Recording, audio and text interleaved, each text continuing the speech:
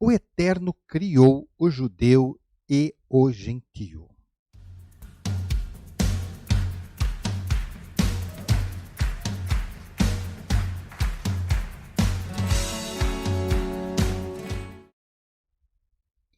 Shalom, bem-vindos a mais um estudo da Torá, que é apresentado pela congregação Beit Mashiach, buscando sempre temas que sejam relevantes para a comunidade messiânica. Hoje nós vamos tratar de um assunto que é bem contemporâneo. Vamos analisar um assunto que diz: o Eterno criou o judeu e o gentio. Eu observei um fenômeno curioso depois que eu adentrei ao movimento judaico-messiânico. Eu fiz isso em 1992 e eu verifiquei que houve um crescente interesse por parte da comunidade evangélica de gentios desejarem se tornar judeus. Não pude verificar se isso já acontecia nos primeiros grupos messiânicos surgidos no Brasil, como também não ouvi nada sobre o assunto comentado na comunidade messiânica norte-americana que conheci nesta época, porque eu não convivi com eles, e alguns já não tinham mais dado continuidade. Em janeiro de 1997, eu estagiei na sinagoga messiânica Eitz Haim, em Boca Raton, na Flórida.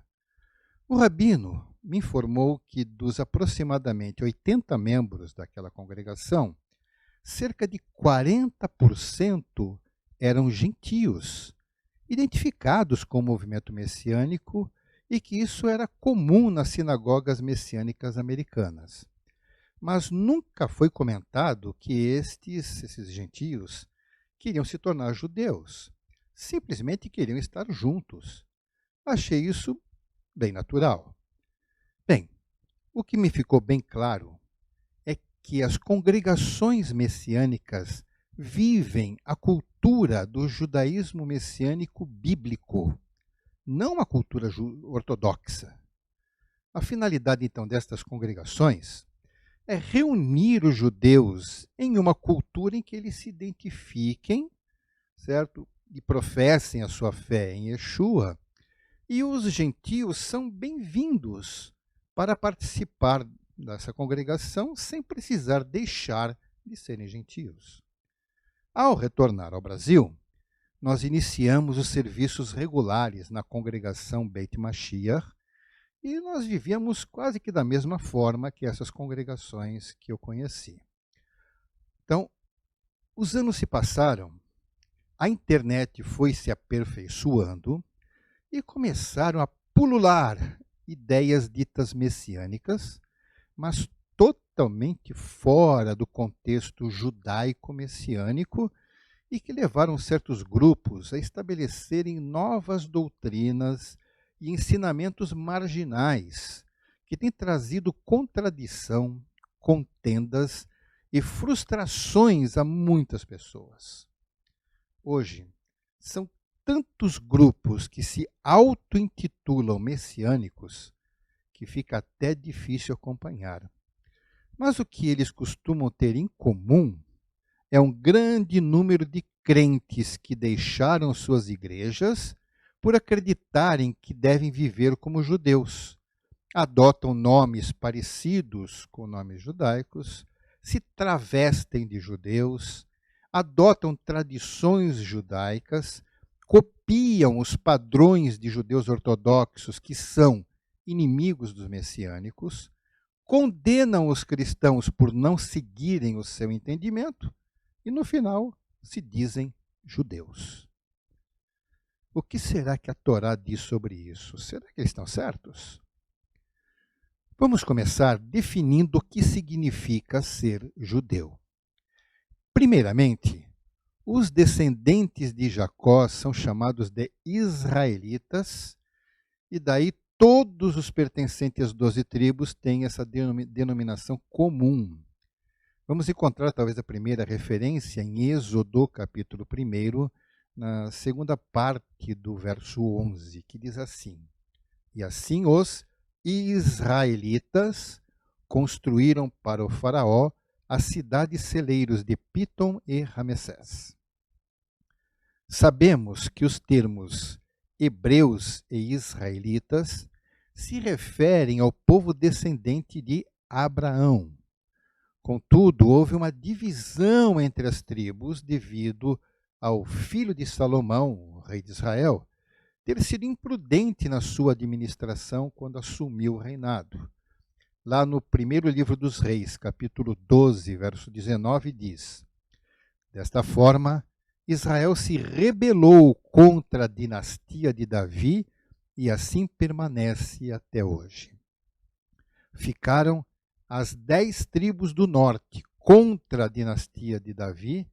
Então, essas tribos do norte são chamadas então de Israel. E as outras 2 tribos que ficaram no sul são identificadas como Judá.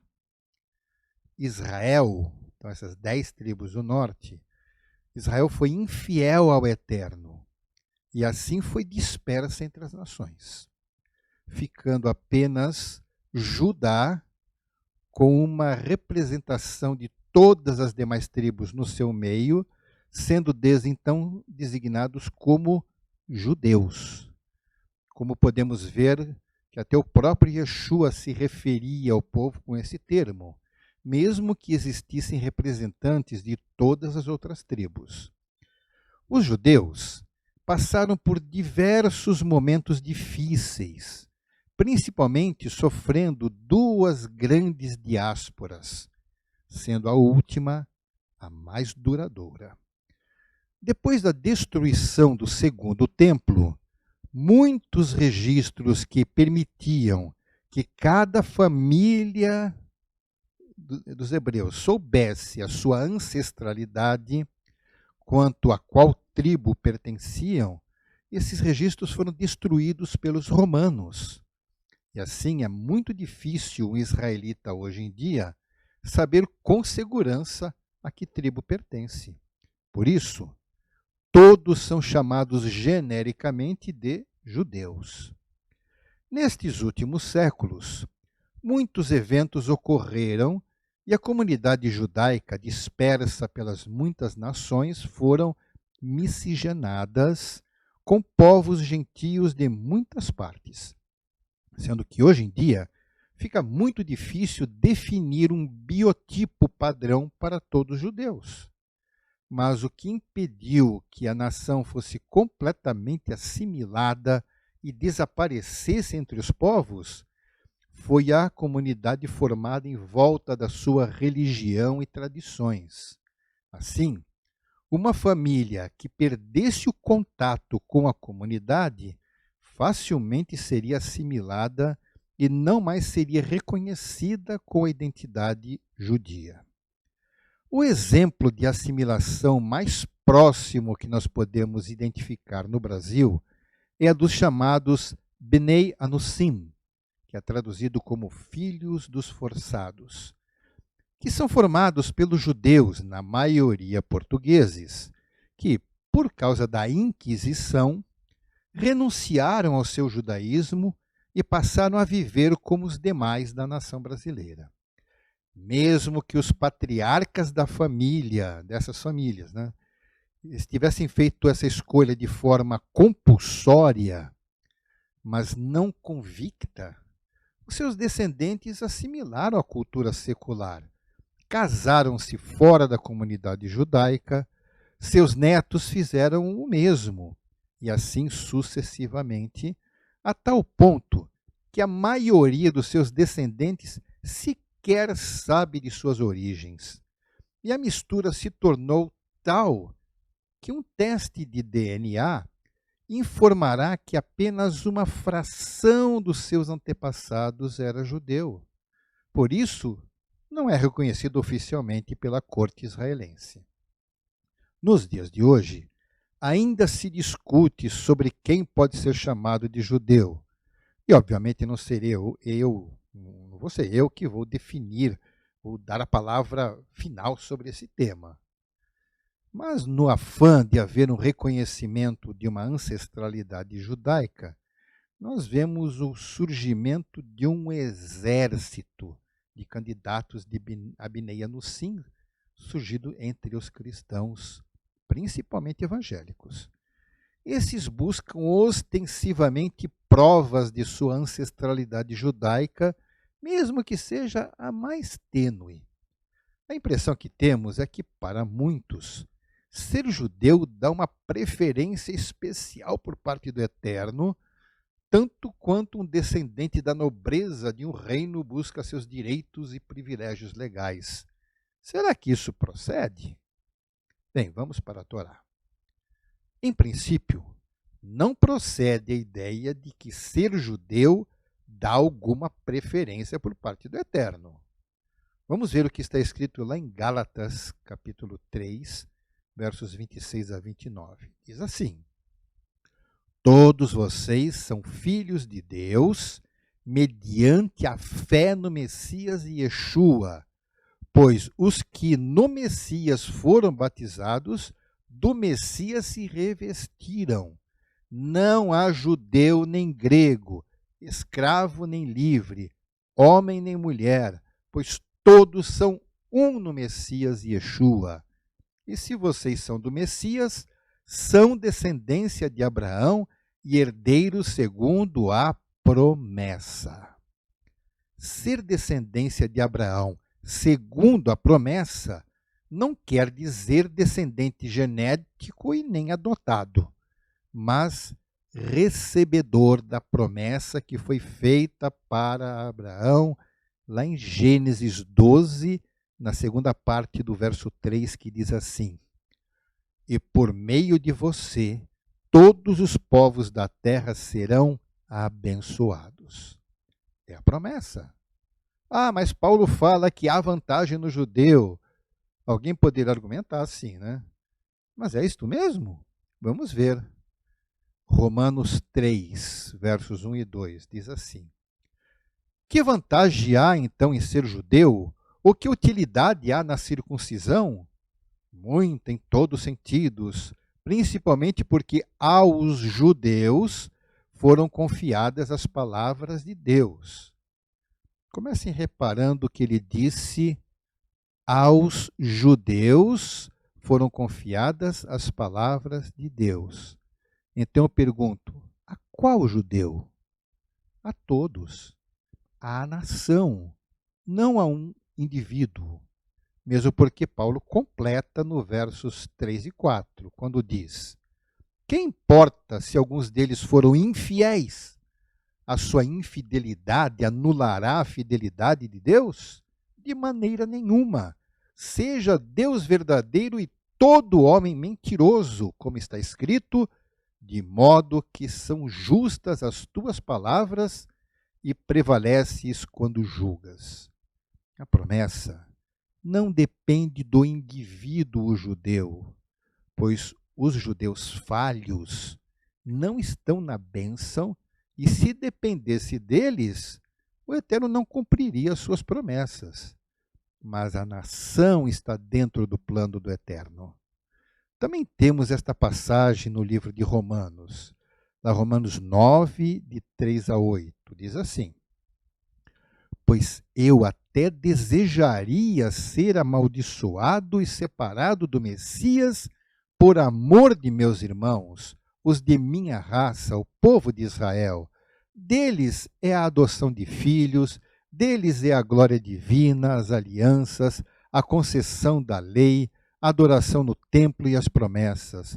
Deles são os patriarcas, e a partir deles se traça a linhagem humana do Messias, que é Deus acima de tudo, bendito para sempre. Amém. Não pensemos que a palavra de Deus falhou, pois nem todos os descendentes de Israel são Israel. Nem por serem descendentes de Abraão, passaram todos a ser filhos de Abraão. Pelo contrário, por meio de Isaque, a sua descendência será considerada. Em outras palavras, não são os filhos naturais que são filhos de Deus, mas os filhos da promessa é que são considerados descendência de Abraão. Shaul entendeu claramente o que significa ser escolhido. Os judeus étnicos têm motivos históricos para se orgulharem das façanhas realizadas pelo Criador para os seus ascendentes, por sua história. Mas pensemos bem, que mérito recebem os judeus étnicos pelos milagres realizados pelo Eterno? A glória é ao Eterno, não aos judeus. Que mérito um judeu contemporâneo tem pela vida do rei Davi ou pelo testemunho de José no Egito? Se ele não for justificado pelo sangue de Yeshua, será condenado junto com qualquer pagão que adora ídolos. Já um gentio que obedece às instruções de Yeshua e foi justificado no sangue vertido no madeiro, esse é recebido como filho de Deus e terá a vida eterna. Como Yeshua disse em Mateus 3, verso 9. Não pensem vocês que podem dizer a si mesmos, Abraão é nosso pai, pois eu lhes digo que destas pedras Deus pode fazer surgir filhos a Abraão. Será que essas pessoas que fazem questão de se identificarem como judeus acham que no momento que as pessoas os reconhecerem como judeus, eles receberão os méritos dos antepassados de Israel e assim serão mais santos do que os gentios? Que ninguém se engane. Aquele que se traveste de judeus, e para isso ele escolhe o paramento de uma linha ortodoxa que lhe agrade, e que deixa que características externas identifiquem como judeu, deixam crescer peote, não fazem mais a barba e até buscam fazer a circuncisão, estão apenas satisfazendo um critério pessoal de aparência. Isso não o transforma em judeu.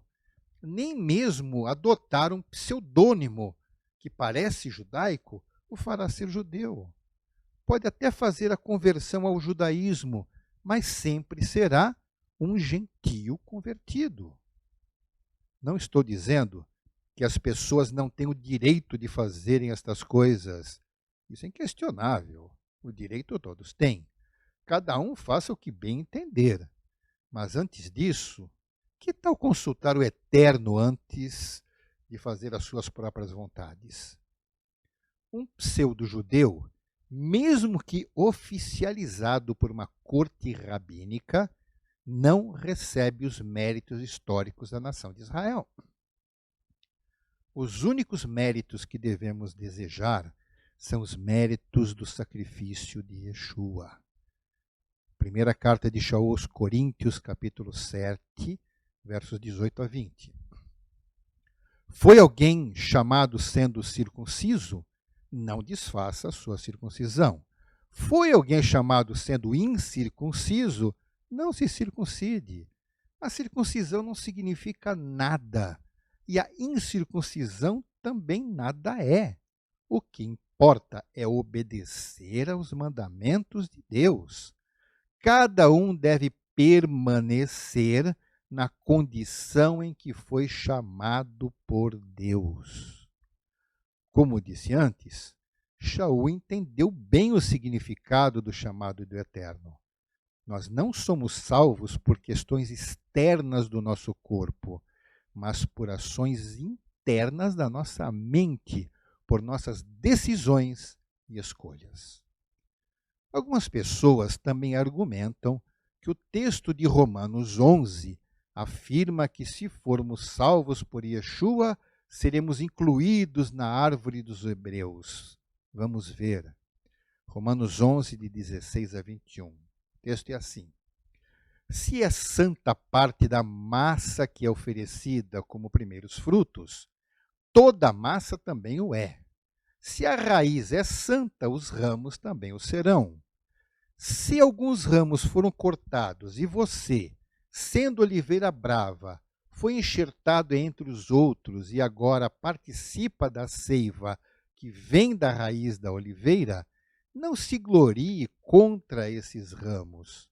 Se o fizer, saiba que não é você quem sustenta a raiz, mas a raiz a você.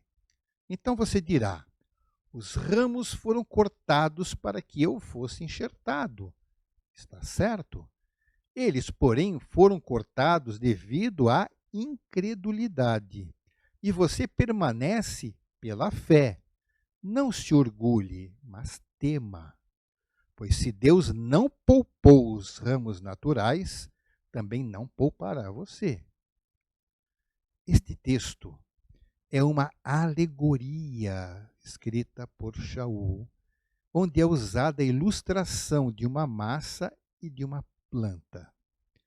Muitas pessoas interpretam que a oliveira verdadeira é Israel, mas, sinceramente, eu não consigo ver esta correlação. Israel nunca foi comparada com uma oliveira em nenhuma parte da Torá.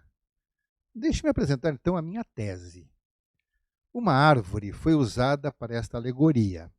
Uma árvore resistente, associada à vida e com muitas aplicações dos seus frutos. Aqui esta árvore trata de ter uma raiz santa. Para ser Israel, precisaríamos descobrir onde Israel teve uma raiz santa. Pois Abraão foi justificado pela fé no Eterno, mas originalmente não era santo. E mesmo depois de conhecer o Eterno, ainda pecou. Então Abraão não era a raiz santa, e nem o eram os seus descendentes. Conforme diz em Romanos, capítulo 1, verso 16. Não me envergonho das boas novas, porque é o poder de Deus para a salvação de todo aquele que crê, primeiro do judeu, depois do grego.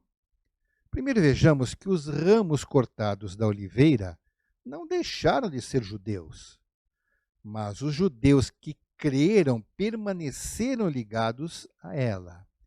Se formos considerar todos os que não creram em Yeshua, seriam muito poucos os judeus remanescentes. Então, como ficaria a nação se tantos cortados deixassem de ser considerados judeus? Quando o povo hebreu saiu do Egito, das milhões de pessoas que o compunham, apenas Moisés, Arão, Miriam, Josué e Calebe foram destacados como sendo fiéis, mesmo com as suas falhas. Mas toda a multidão de mais de 600 mil homens e as suas mulheres foram condenados a morrerem no deserto por sua falta de fé. Então estaria fora da oliveira ou da nação israelita? Coré e os seus mais de 200 seguidores que foram engolidos pela terra pela rebelião contra Moisés, eles foram cortados da oliveira e deixaram de ser israelitas? Não. E quanto aos gentios? Os que receberem Yeshua foram ligados à oliveira ou à nação? Na nação estão todos os judeus, sejam salvos ou não. E na oliveira, apenas os salvos. Qual é mais importante? Então, o que representa a oliveira verdadeira? No meu ver, é o corpo dos salvos, sejam eles judeus ou gentios. Os salvos, antes de existir Israel, ficariam aonde? Adão, Eva, Abel, Enoque, Noé e tantos outros que não são mencionados nas Escrituras estariam fora da oliveira? O meu entender é que a oliveira é o corpo dos salvos de todas as épocas. O corpo do Messias que foi primeiramente apresentado a Israel por Moisés, com grande adesão inicial ao apresentar o Deus Salvador e Libertador, sendo que Israel era o povo escolhido para ser o detentor do conhecimento da sua existência e com acesso a ela por meio da Torá. E depois ela foi disponibilizada aos gentios ostensivamente pela pregação das boas novas. A poda dos ramos naturais já vinha sendo feita há muito tempo. Romanos 9, de 6 a 8. Não pensemos que a palavra de Deus falhou, pois nem todos os descendentes de Israel são Israel. Nem por serem descendência de Abraão, passaram todos a ser filhos de Abraão. Pelo contrário, por meio de Isaque, a sua descendência será considerada. Em outras palavras, não são os filhos naturais que são filhos de Deus, mas os filhos da promessa é que são considerados descendência de Abraão. Shaul entendeu que ter o DNA de Abraão não caracteriza o ter Abraão como pai pela promessa. A promessa de Gênesis 12, ser tornado filho pelo seu mais ilustre descendente. Quem é o descendente de Abraão que recebeu então essa promessa? Yeshua, o Messias. Esse que é o descendente de Abraão que trouxe bênção sobre todas as nações. Todos os descendentes de Jacó que não tornaram eterno o seu alvo. Então, todos os descendentes de Jacó que não tornaram eterno o seu alvo de todo o seu amor, foram cortados da oliveira, mas permaneceram os remanescentes. Em Romanos 9, 27 diz: Isaías exclama com relação a Israel: embora o número dos israelitas seja como a areia do mar, apenas o remanescente será salvo. Então aqui entram os gentios. Romanos 9, 25 e 26. Como ele diz em Oséias: chamarei meu povo a quem não é meu povo, e chamarei minha amada a quem não é minha amada. E acontecerá que, no mesmo lugar em que se lhes declarou: vocês não são meu povo, eles serão chamados filhos do Deus vivo. Regozijem-se, gentios. Todos temos acesso à mesma oliveira. Seja um judeu fiel, seja um gentio fiel, todos sorveremos a mesma seiva da santa raiz. Desta forma, eu não vejo nenhum motivo fundamentado na Torá para que um gentio se sinta inferior a um judeu. Da mesma forma, não vejo motivo para um judeu se sentir mais qualificado do que um gentio. Ser cortado da oliveira deve ser motivo de preocupação, pois qualquer um que rejeitar as palavras de Yeshua será cortado.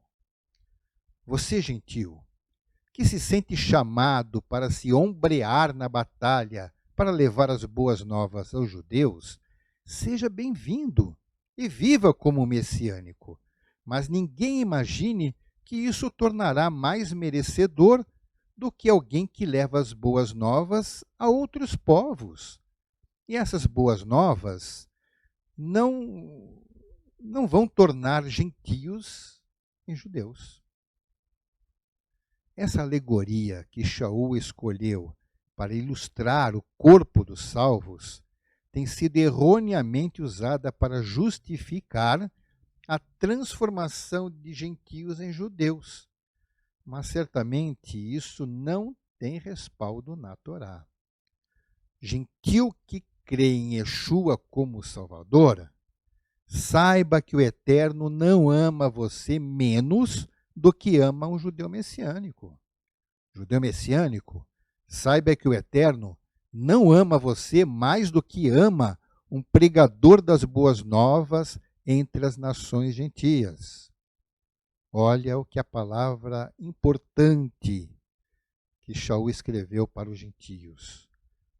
Texto grande aqui, nós vamos ler em Efésios 2, dos versos 11 ao 22. Prestem bem atenção. Portanto, lembrem-se de que, anteriormente, vocês eram gentios por nascimento e chamados incircuncisão pelos que se chamam circuncisão, feita no corpo por mãos humanas, e que naquela época vocês estavam sem o Messias, separados da comunidade de Israel, sendo estrangeiros quanto às alianças da promessa, sem esperança e sem Deus no mundo. Mas agora, Yeshua o Mashiach, nele vocês, que antes estavam longe, foram aproximados mediante o sangue do Messias. Por ele, a nossa paz, a qual de ambos fez um e destruiu a barreira, o muro de inimizade, anulando em seu corpo a lei dos mandamentos expressa em ordenanças. O objetivo dele era criar em si mesmo, dos dois, um novo homem, fazendo a paz e reconciliar com Deus os dois em um corpo, por meio da cruz, pela qual ele destruiu a inimizade. Ele veio e anunciou paz a vocês que estavam longe e paz aos que estavam perto, pois por meio dele, tantos nós como vocês temos acesso ao Pai por um só Espírito. Portanto, vocês já não são estrangeiros nem forasteiros, mas concidadãos dos santos e membros da família de Deus, edificados sobre o fundamento dos apóstolos e dos profetas, tendo Yeshua o Mashiach como a pedra angular, no qual todo edifício é ajustado e cresce para tornar-se um santuário santo no Senhor. Nele vocês também estão sendo juntamente edificados para se tornarem morada de Deus por seu Espírito. Todos nós estamos ligados ao corpo do Messias. Lá em 1 Coríntios 12, 27 diz assim: Ora, vocês são o corpo do Messias, e cada um de vocês, individualmente, é membro deste corpo. Lembre-se, um gentio não ganha nada sendo reconhecido como judeu diante da sociedade humana e nem diante do Eterno. Se o Criador te fez gentio, então honre a escolha dele. Ele não faz nada errado, mas nós erramos muito. Alegremos-nos todos com estas coisas. Que o Eterno nos abençoe. Beshem Yeshua HaMashiach. Amém. Ve amém.